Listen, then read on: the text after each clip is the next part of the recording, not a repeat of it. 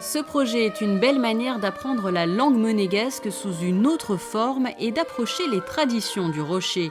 Il s'inscrit aussi dans la sauvegarde de notre patrimoine culturel et il était particulièrement important pour Karine Ardisson-Salopec qui a porté ce projet en le présentant au maire et au directeur de l'Académie Régnier III. Plusieurs chants figureront ainsi sur cet album.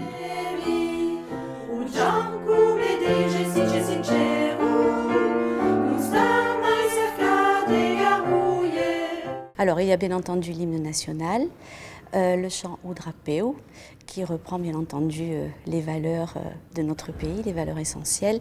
Ensuite, il y a un chant Cantico a Santa Devota, bien évidemment, puisque Sainte Dévote est la patronne de la principauté. Il y a également le Campanile de San Nicolau, qui est un chant emblématique, où là on ressent toute l'âme et la tradition de notre pays. Il y a également Priamo Fresco, un chant un peu plus léger, dans lequel on apprend que les Monégasques sont heureux de se retrouver dans les jardins Saint-Martin pour prendre le frais, bien entendu. Et il y a également un chant de Noël, Pasrekessi.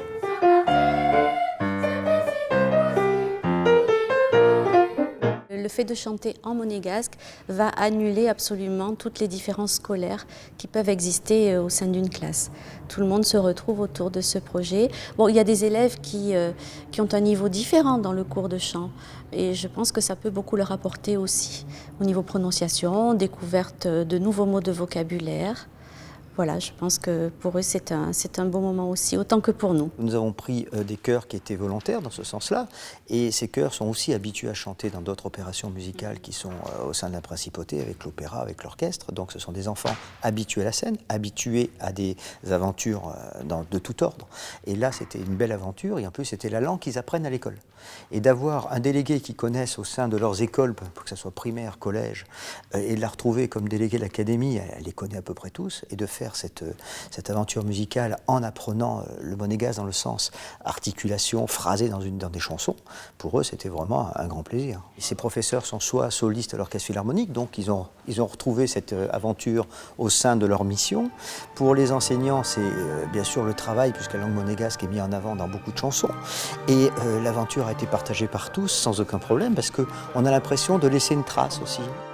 Pédagogique et fédérateur donc, car ce projet réunit et implique la mairie et l'Académie Régnier III, la DENJS, le Comité des traditions monégasques, la DAC, la SOGEDA et bien sûr l'Orchestre philharmonique de Monte-Carlo qui a enregistré la musique avant que les élèves ne posent leur voix.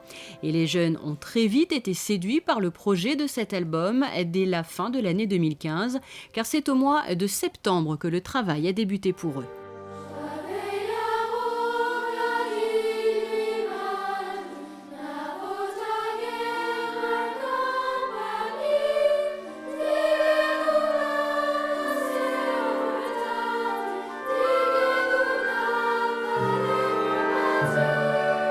J'aime bien parce qu'il y a des chansons qui sont très jolies, mais il y en a d'autres qui sont tristes, mais la mélodie est très jolie.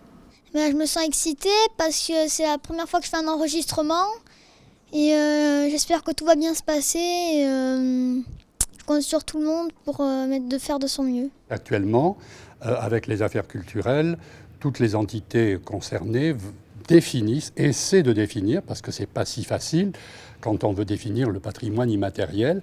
Et avec cet album, je crois que nous touchons là vraiment au cœur du problème, parce que, outre l'hymne monégasque, qui évidemment était orchestré, toutes ces œuvres que l'on enregistre aujourd'hui ne l'étaient pas, donc ça va rentrer vraiment écrit dans le patrimoine, gravé sur le marbre, si je puis dire. Sans être passéiste, je crois que les jeunes sont tournés vers l'avenir, mais ils savent bien qu'on ne peut pas construire l'avenir sans se référer au passé. Et je crois qu'il est riche chez nous à Monaco, il faut en profiter.